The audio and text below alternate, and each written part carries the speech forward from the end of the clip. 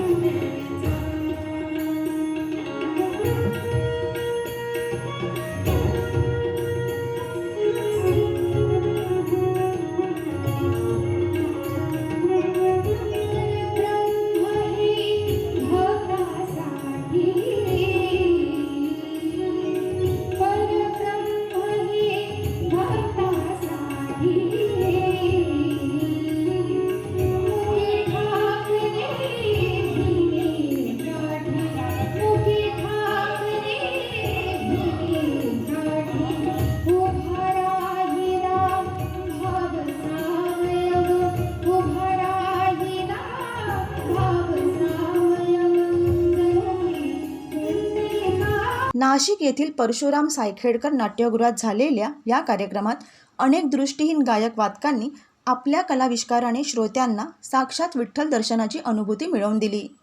अंध कलाकार निनाद शुल्क यांना आरती पिंपळकर, दीपाली गांगुर्डे, जितूभाऊ देवरे यांनी साथ दिली. तसेच अंधवादक 70 वर्षाचे भगवान पवार, अन्य कलाकारांनी संतांचे अभंग, गवळणी, भक्तिगीते सादर केली.